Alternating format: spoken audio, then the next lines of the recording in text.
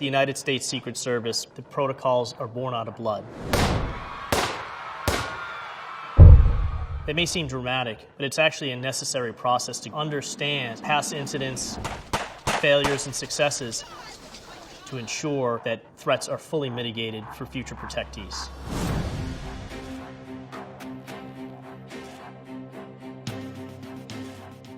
My name is Jonathan Wackrow. I spent 14 years in the U.S., both domestically and abroad, for the President and First Lady.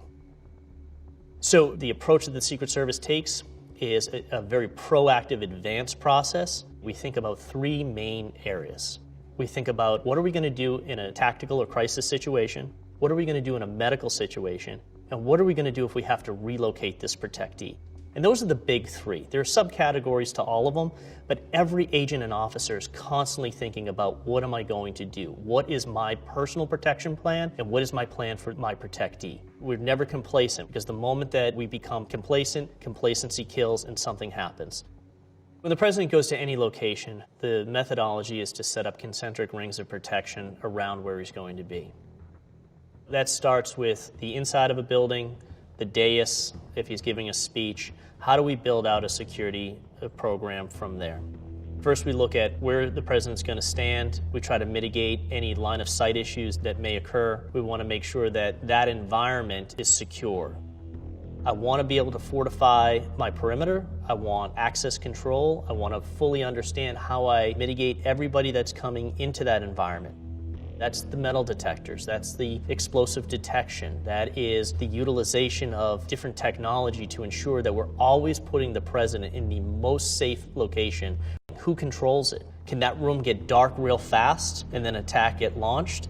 How many entrances are there? Is there a set of stairs that can lead up from a basement? Is there an access way into the kitchen area? I want to understand all of the access points into that location. Once that room fills up with people, I want to understand what are the crowd dynamics going to be in that space. In the event that something happens, it could be something administrative like a medical emergency, how is that crowd going to react? What are they going to do? And what that crowd is going to do is going to be the opposite to what I'm going to do with my protectee, because I want to be able to quickly and effectively remove myself from that situation. Once that environment is established, how do we maintain it for the entire duration that the President's there? I'm looking at the perimeter of that location. That perimeter can be our local law enforcement presence that's now allowing us to keep the general public away from this protective site. That moves out even further. We start looking at long-range issues that I need to address. I need aerial surveillance. I need the ability to understand what that airspace looks like. She's not doing that out of malice. She's just starstruck that the President is there. The Secret Service has to be mindful that this isn't a threat that's going to take the President's life, but it is nettlesome. We have to address this because it can cause a safety issue in the operating environment for the President. A lot of times the actions that Secret Service agents take are not even realized by the people in the crowd. Here we see the special agent in charge and other agents carefully removing the arm of the individual away from the President. The President doesn't realize what's happening, nor does the individual, but this is tradecraft. This is what they train for, and it happens right here. What we're seeing here is then candidate Trump speaking. Someone aggressively comes towards the podium. Secret Service agent is immediately up onto the stage. The shift comes up with them. They provide 360 degrees of cover. Once the threat is taken away, the President can go back to giving his speech. So as dynamically as a threat rises, they can also be mitigated just as fast. What was wrong? So on this day in Dallas, we saw some things that worked really well. We saw that Secret Service agents that are located here and here are able to quickly react to anything that may affect the President or the First Lady. What's different here this time as compared to today is the motorcade route itself, how it's secured. Back then, on either side of the motorcade, as you'll see, the crowd can get very close. So at any moment, someone could step into the crowd and block that motorcade. Today, based upon what we know, we ensure that all presidential motorcades have some sort of barrier and are posted by law enforcement to ensure that threats can't come and cross across in front of the motorcade. Additionally, what we're seeing in this angle is a great view of the President and First Lady. You'll never see that today. Why? Because after this tragic day in American history, the Secret Service learned a very vital lesson: never to allow the President of the United States to ride in an open-air vehicle. The Secret Service would rather have the President in an armored vehicle away from the public where they're not engaging, thus reducing the risk. However, that's just not feasible in today's environment. So what we have to do is we have to stage engagement between the President and the public very carefully. Here we see a video of President Obama from the inauguration getting out of this limo. This is a carefully coordinated event that had a very specific security construct built around it to ensure, even though they are in open air and in the public, all threats within all concentric rings have been mitigated.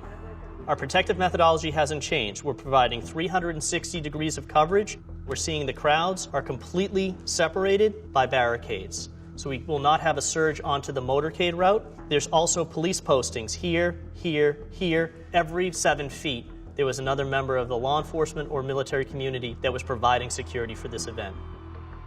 Every agent in this image has a very specific role. They're there to immediately respond to the President or the First Lady and immediately bring them back to the limousine for protection in the event of a crisis situation.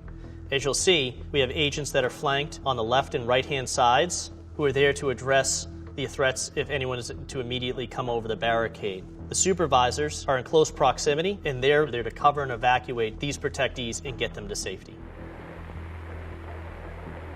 Here we see in September 1975, President Ford leaving a hotel in San Francisco.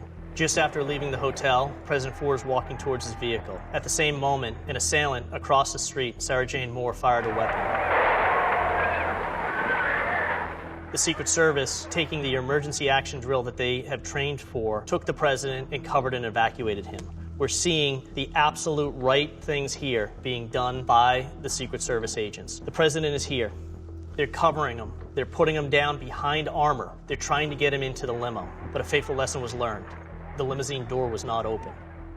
Ever since this day, every time the President is near a limousine, near armor, that door is open because that's our safe haven. Very important. Another lesson the Secret Service learned was the day that President Reagan left the Washington Hilton and was shot.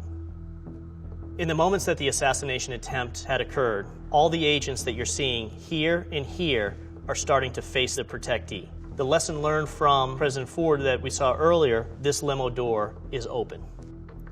One of the key elements of a Secret Service agent is putting yourself between the threat and the protectee. Here, we saw our Secret Service agent make themselves big. They absorbed the threat, in this instance, a firearm. This action alone saved the President's life because it allowed for President Reagan to be put right into the limo. We mitigated a potential loss of life by instituting a policy because of President Ford always to have the limo door open. Imagine the tragic scenario that we'd be in if this door was not open at that time or the Secret Service agent didn't react the way that they did. And that's kind of everything. So if you think this was a bit too much information and you think I'm taking this a step too serious, maybe think about it as a way to get into your character. Thank you. That was all.